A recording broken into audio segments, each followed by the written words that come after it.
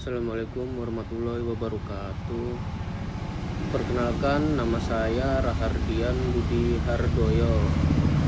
Saya dari Institut Teknologi dan Bisnis Trenggalek, mahasiswa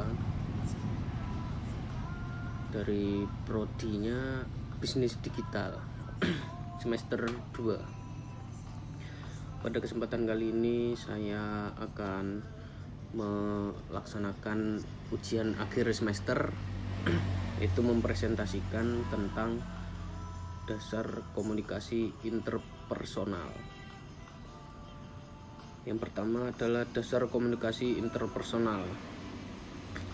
Komunikasi interpersonal merupakan aspek fundamental dalam kehidupan manusia. Ia menghubungkan kita satu sama lain, memfasilitasi pemahaman dan membentuk hubungan yang kuat. Dalam panduan ini, kita akan menjelajahi dasar-dasar komunikasi interpersonal, memahami komponennya dan mengkaji pentingnya dalam berbagai aspek kehidupan. Selanjutnya ada definisi komunikasi interpersonal. Yang pertama adalah pengertiannya. Komunikasi interpersonal merujuk pada proses pertukaran informasi,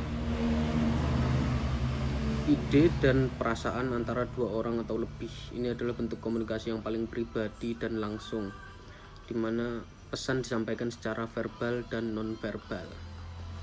Yang kedua ada tujuan utama komunikasi interpersonal adalah untuk membangun hubungan, berbagi informasi, mempengaruhi orang lain, dan memecahkan masalah. Yang ketiga ada konteks. Komunikasi interpersonal terjadi dalam berbagai konteks, seperti keluarga, pertemanan, hubungan romantis, dan tempat kerja. Setiap konteks memiliki aturan dan norma sosial yang mempengaruhi cara kita berkomunikasi. Yang keempat ada media. Komunikasi interpersonal dapat dilakukan secara tatap muka, melalui telepon, email, pesan teks, dan media sosial. Selanjutnya adalah komponen-komponen komunikasi interpersonal. Yang pertama ada pengirim, orang yang memulai proses komunikasi dengan mengirimkan pesan. Selanjutnya ada pesan, informasi, ide, atau perasaan yang ingin disampaikan oleh pengirim. Selanjutnya adalah jika ada yang mengirim, pastinya ada yang menerima, yaitu penerima, orang yang menerima dan menafsirkan pesan dari si pengirim. Selanjutnya adalah tujuan komunikasi interpersonal, yaitu yang pertama membangun dan memelihara hubungan personal, profesional, dan sosial. Yang kedua adalah berbagi informasi, menyalurkan informasi, ide, dan pengetahuan kepada orang lain. Yang ketiga adalah mempengaruhi orang lain, mempengaruhi sikap, perilaku, atau keputusan orang lain. Yang terakhir adalah memecahkan masalah, mencari solusi atas konflik atau masalah yang dihadapi bersama. Selanjutnya adalah karakteristik dari komunikasi interpersonal yang efektif. Yang pertama adalah kejelasan, menyampaikan pesan secara jelas, ringkas, singkat, dan mudah dipahami. Yang kedua adalah keterbukaan, bersedia berbagi ide, perasaan, dan pengalaman dengan orang lain.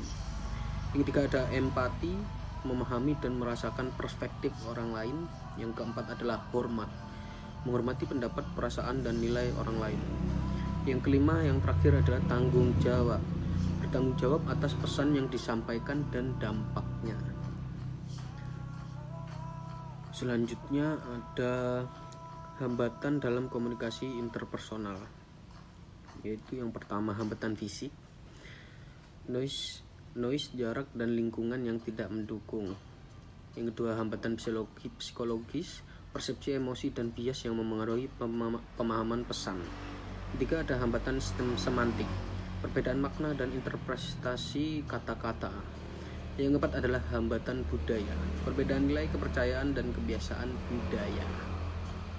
Nah, selanjutnya adalah keterampilan dasar komunikasi interpersonal. Yang pertama ada mendengarkan secara aktif, memberikan perhatian penuh, memahami dan merespon pesan secara verbal dan non-verbal. Selanjutnya ada komunikasi verbal, menyampaikan pesan secara jelas, ringkas, dan lugas menggunakan bahasa yang tepat.